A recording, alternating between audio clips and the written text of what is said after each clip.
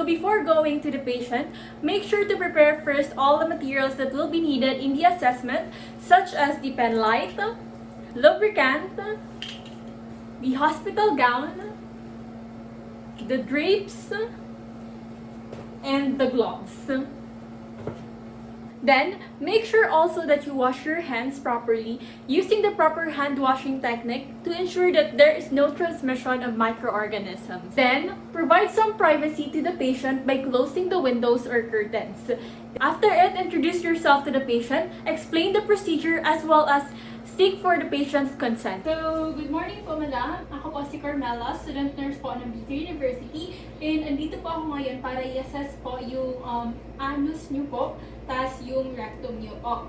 So, bali po ma'am, yung magiging resulta po nito, magsisilbi pong gabay po sa aming mga nurse tas doctor para in case po may makita tayong abnormalities or kakaiba ngayon dito sa assessment, meron po tayong mapagkukunan ng data.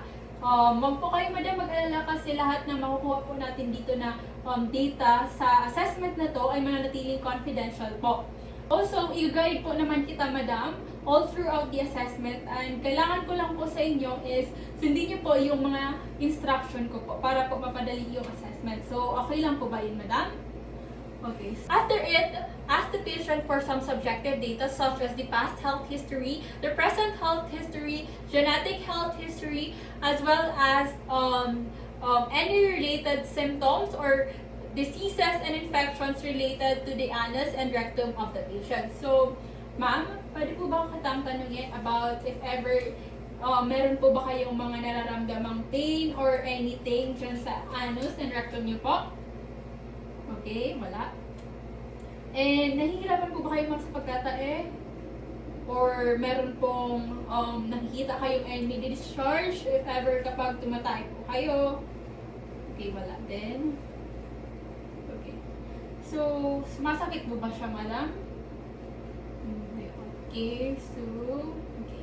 Then, before starting the procedure, make sure to wear clean gloves so that you protect yourself from any microorganisms present in the anus and rectum of the patient since the part that is going to be assessed contains a lot of microorganisms.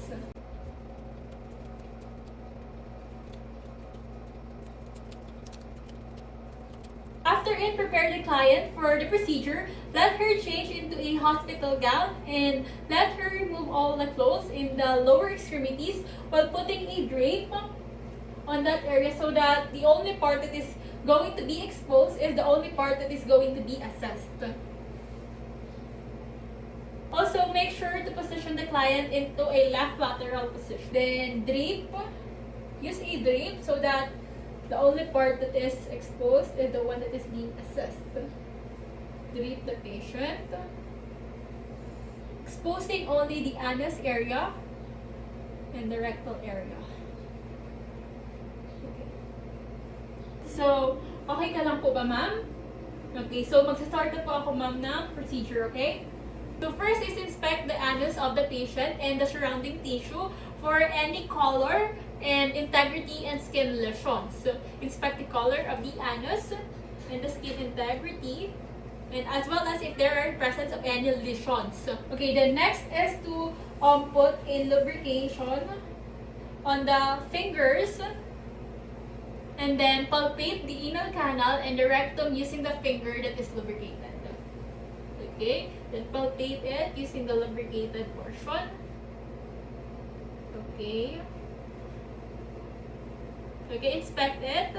Inspect the rectum if there is the presence of any cancer or if there are any polyps in the rectum of the patient. Okay. Then palpate, feel for the cancer or rectum or polyps. Then ask as well the client to bear down as through defecating since bearing down creates a side pressure which accentuate the rectal fissures, the polyps, and the internal hemorrhoids. Okay, so the perianal skin is intact and slightly pigmented compared to that of the skin in the buttocks. So lastly is to take note of the position of the anal lesion in relation to the face of a clock, which is the 3, 6, 9, 12. Take note of the position. Then discard the gloves. before touching the patient again to avoid the transmission of the microorganisms. Then put it on the right proper garbage. Okay, so tapos na po tayo ma'am sa examination. Okay, so far po ma'am, okay naman po yung results. Normal naman po siya ma'am. So ito po ma'am, tissue if ever kailangan nyo po. And andun po ma'am yung CR namin if kailangan nyo din po maghugas or linisan yung sarili nyo. Okay po ma'am? So thank you po again ma'am for cooperating in this assessment. Then after the examination, document all the findings that was found during the examination or the assessment. Then lastly, don't forget to wash your hands.